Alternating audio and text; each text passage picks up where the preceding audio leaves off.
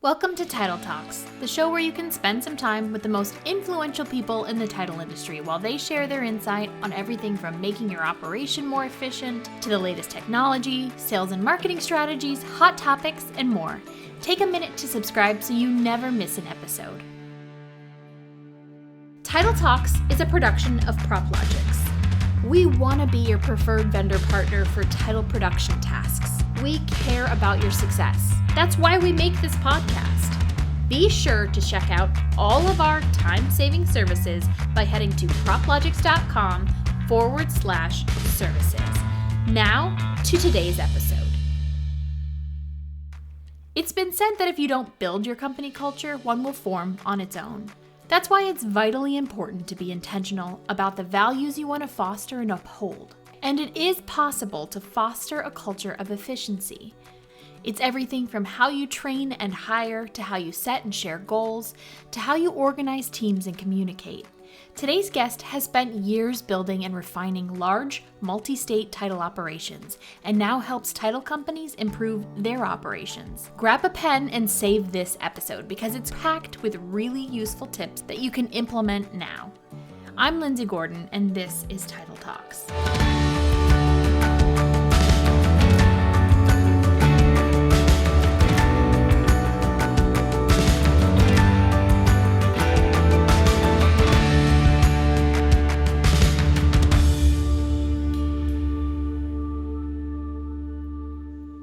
Hi, Tyler. Thank you so much for joining me. I'm super excited to have you on Title Talks today. Thanks for having me. So I want to give you an opportunity to introduce yourself to our listeners and tell us about your background and what it is that you're doing now. Yeah, I think you said it. My name's Tyler Lee. I work at Beyond Title. Like most people in title insurance, I got here accidentally. Sometimes I say I got shoved. My sister at the time needed somebody to enter data for her sales team, and I needed a new cell phone, and the rest is really history. So that was the trade-off. I got some pocket cash and a cell phone for a couple of days of work at data entry. And really, as we kept going, it turned into more days, and I kept asking, why are we doing it this way? What is this? I'd sit down and somebody told me what a chain of title was. And pretty, next thing I knew, I'm here, right? So that's really how the journey started. So tell me a little bit about what inspired you to launch Beyond Title. Like, what were you doing before this? And like, what kind of, were you doing consulting before? Were you in like a more traditional role? Like how was that transition? Yeah, so my background is just traditionally title and settlement, mainly on the national scale. The first part of my career, I worked in direct operations, and I'll say the second part was agency.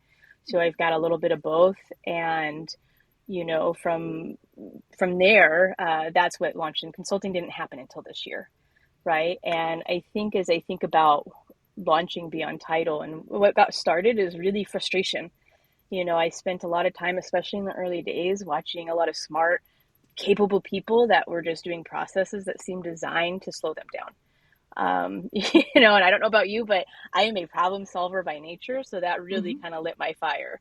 And as my career grew, and I started being able to dig in more, I started building my own teams. It really allowed me to start to fix what's broken. And then I got good at it, right? I seemed to that kind of became my niche. And it wasn't long that after I started doing that, I realized it wasn't just the work that I was doing. I had boots on the ground, but it was about being able to help others do that same work and help them become that change. And I think that's really the foundation of Beyond Title. Yeah, that's awesome. So we were talking a lot about efficiency. Obviously, efficiency, do you think efficiency equates to like more revenue or growth?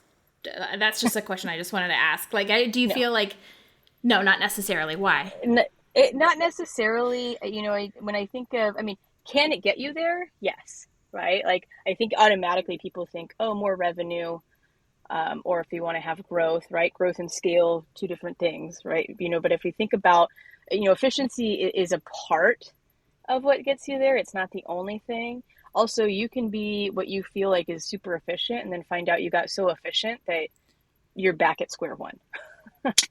So I think it's a really delicate scale, but at the end of the day, it's not the only thing that gets you there. I think it's just a piece of the puzzle. Okay, yeah, yeah, perfect. So, yeah, I wanted to queue up. So, we're talking about creating a culture of efficiency in your title organization, Mhm. and I wanted to start with, is there something that you see that you recognize a lot of title ops leaders maybe miss or get wrong when it comes to like fostering efficiency in the culture of your business?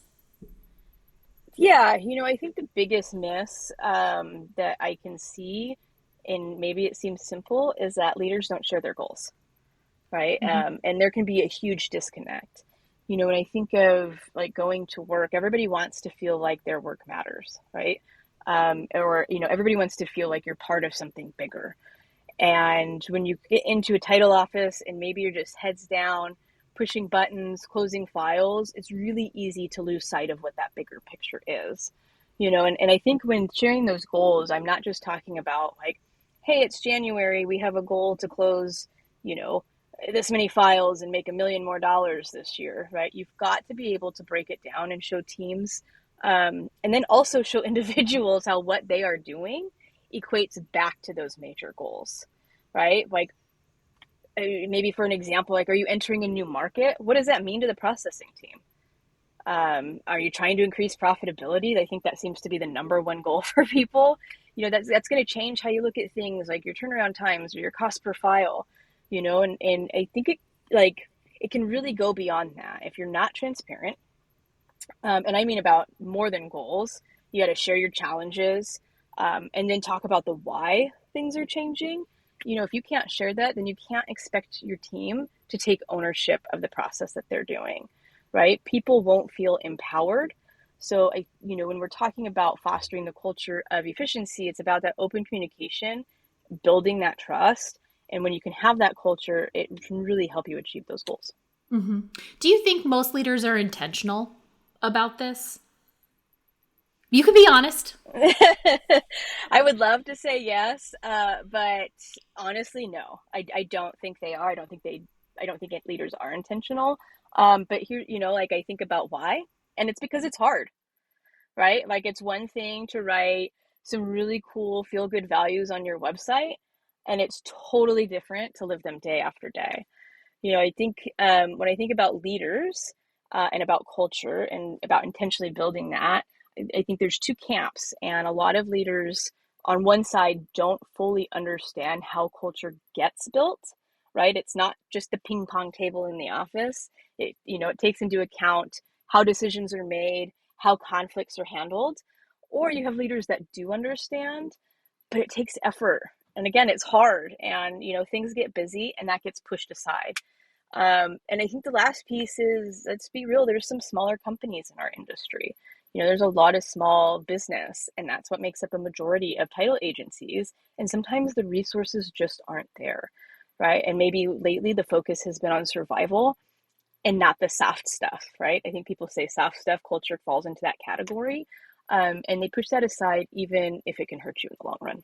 Yeah, for sure. I mean, I think you see that a lot, especially like in the last couple of years. I think a lot of people, and volumes were down in 2023. So a lot of people probably cut back on spending. And I feel like a lot of those things that we think of as perks are like what kind of gets, cut down. Obviously, and you're probably having Yes. to like right size teams. And so people are probably feeling more stress. So it's just like really kind of impacting everything overall. Yeah. Yeah. So sorry, go ahead. Go ahead. I was just say it's where everybody's, doing less with less. Yeah. And feeling it more. Yeah, exactly. um, you had mentioned, that like a lot of people think of culture and it's like pizza parties or like paid time off policies or, how can we reframe like what our idea of what culture is and what kind of impact it can have on our business? I think that's a good question and a good distinction. Don't get me wrong. I love a good pizza party. And who doesn't love swag? You can ask people that know me have an affinity for stickers, right? But I want to say those things, that's not really culture. When I think of the pizza parties, when I think of the time off, those are perks. Culture is deeper than that. And if I could think of how to explain that, okay, let's take the pizza party, right? When the pizza's gone, culture is what's left. And so it's, how do you feel when you start work every day? If you're going into an office, how does it feel when you're walking in that door? If you're remotely, how does it feel when you're logging in? Do you feel valued enough to raise concerns to your leadership?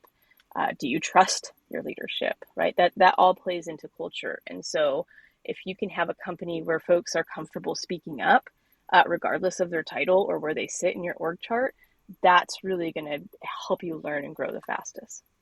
Yeah, absolutely. So let's talk about a few ways that leaders can foster a culture of efficiency. You have a blog that I was on your site, which we'll link to in our show notes because you have a lot of helpful information there. But that talks about revamping your team structure. So can you talk a little bit about how like team structure plays into that? Yeah, I think when I think of team structure, I like to think of it as that's really the engine that's under the hood of your business, right? And you can have the fanciest, fastest, flashiest car, and if it starts sputtering in that engine, you're going nowhere fast, right? And so when you start to think of how your team's designed and how it's structured, when you start to sputter, that's you're going to miss deadlines, you're going to miss fundings, you're going to start to miss disbursements, right? So when I talk about team structure, that's really what I'm saying. We can borrow from, I think manufacturing was the first industry that talked about lean management, right? And to me, that doesn't mean just people.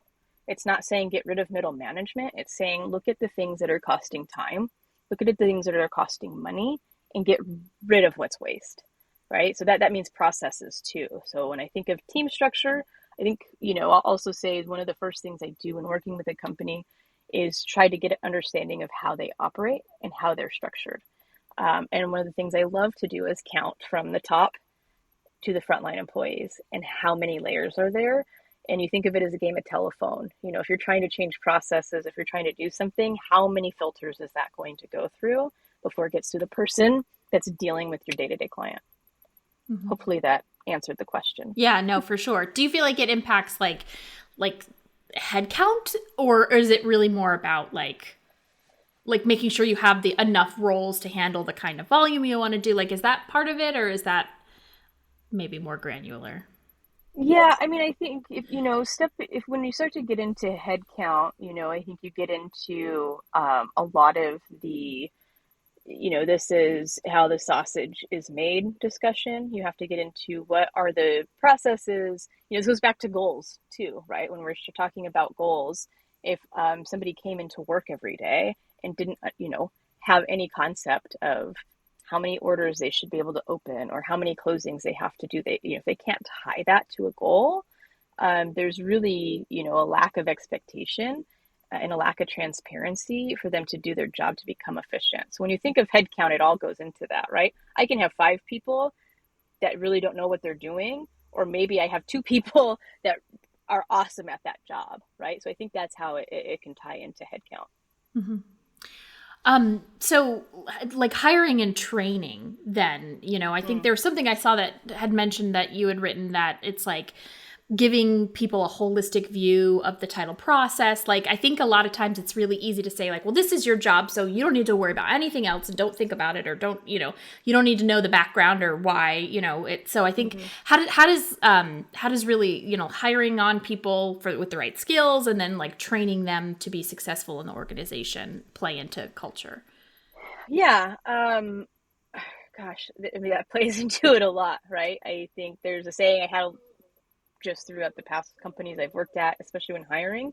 And it was, I can train anyone to do the task.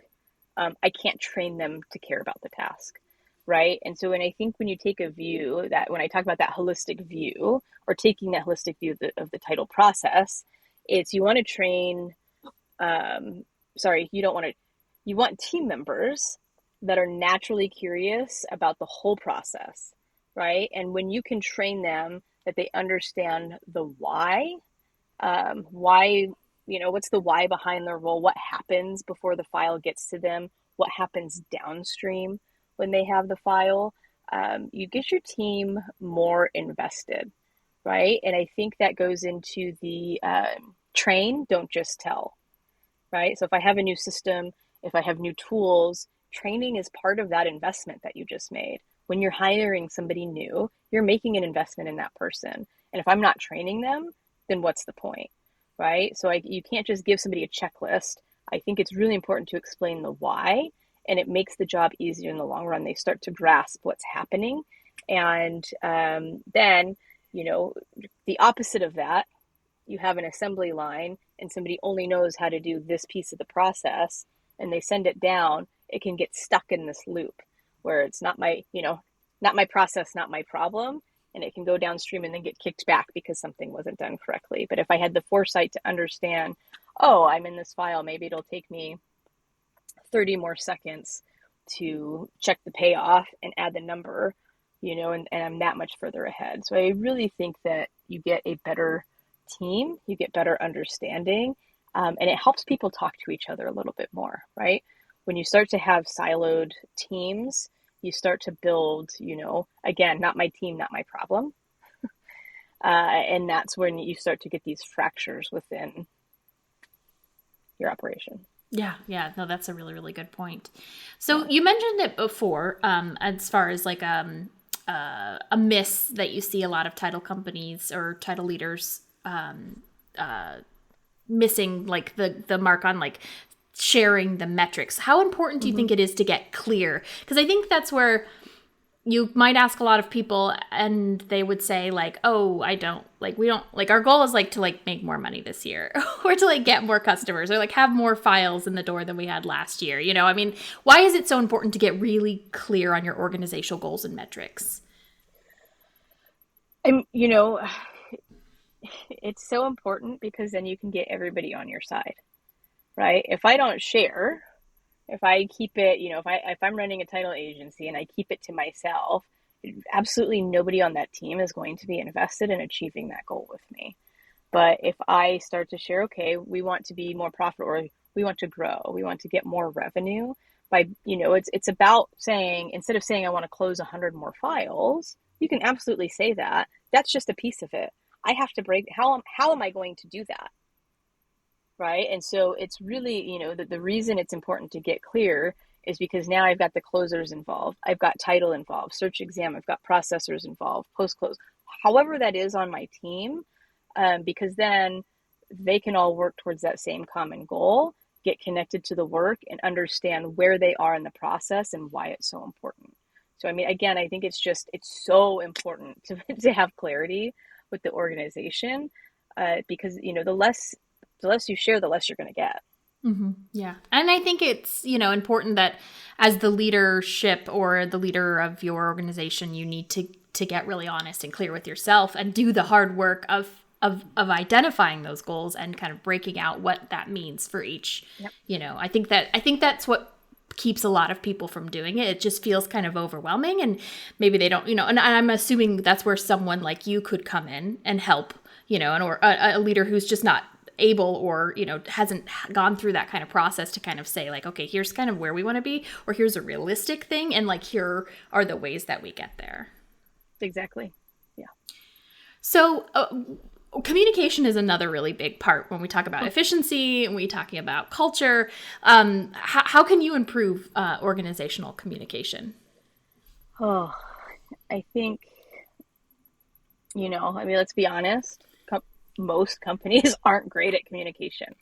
I've seen on one side, it's either a chaotic free-for-all, or the other, there's so much structure or it's so rigid, it can take a week to get a simple question answered, right?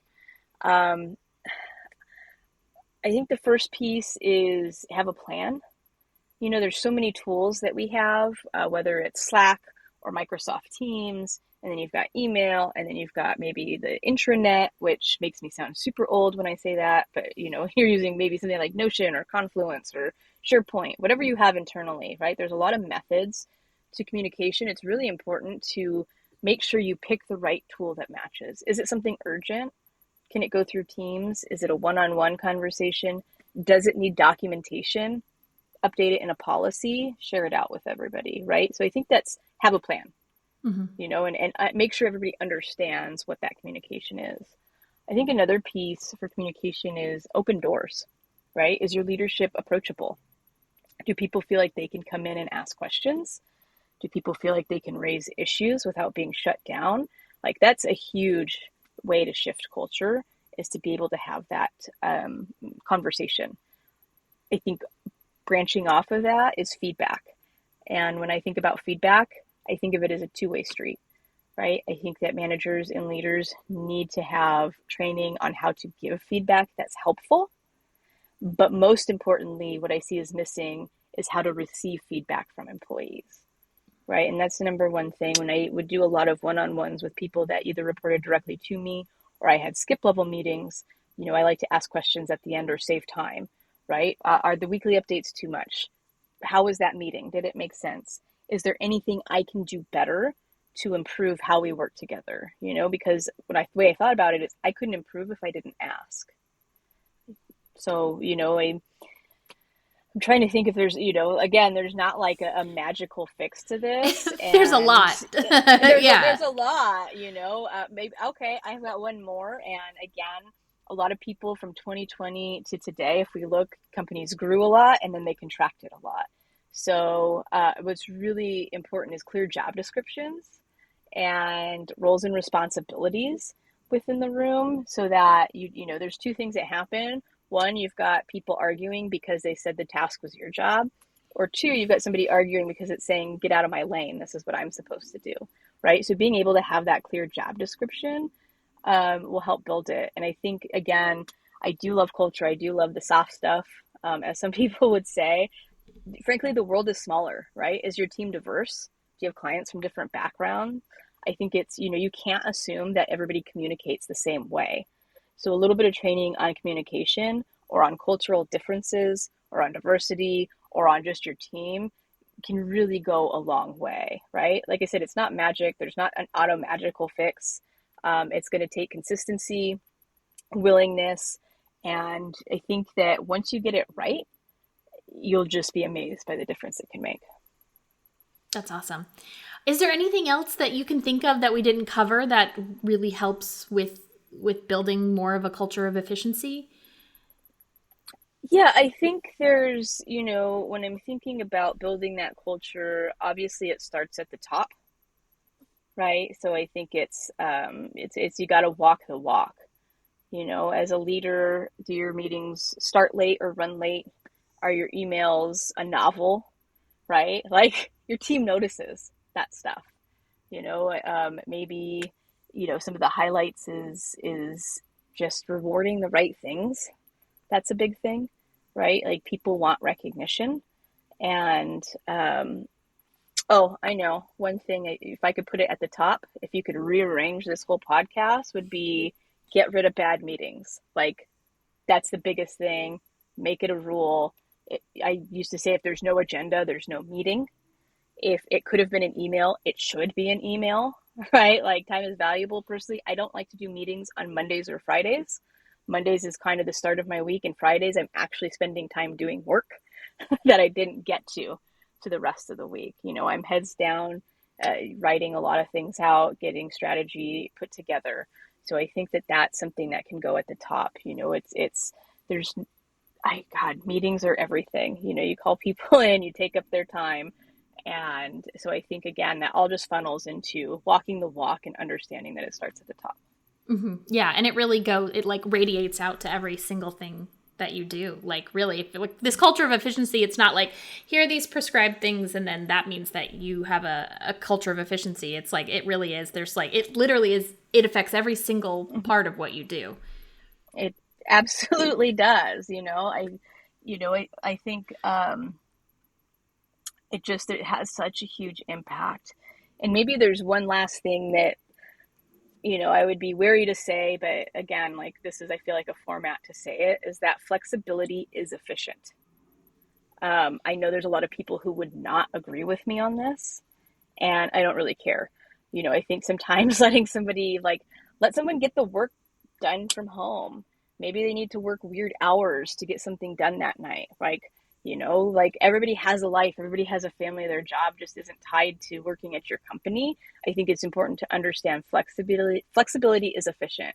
And if you have a strong culture, if you have an efficient culture, and you were able to build that trust, you can absolutely trust that your team can manage their own time, right? And I get it, it's a mindset shift. This isn't about squeezing more work out of people. It's about working smarter and allowing this to become contagious within your organization. Mm-hmm. I love it. So how do people learn more from you, Tyler, or possibly work with you? I guess you can find me on LinkedIn. Our website is beyondtitle.com. I think there we've got blogs, insights, as you said. I think we have some toolkits you can download, and just urge people to reach out if you think I can help be a missing piece of that puzzle for your team. Thank you so much for joining us today. I appreciate it. Thank you. I really had fun. Resources mentioned in this podcast can be found by following the link in the description. If you haven't already, subscribe to Title Talks so that you never miss an episode. Thank you again to Tyler for your insight. And until next time, happy closings.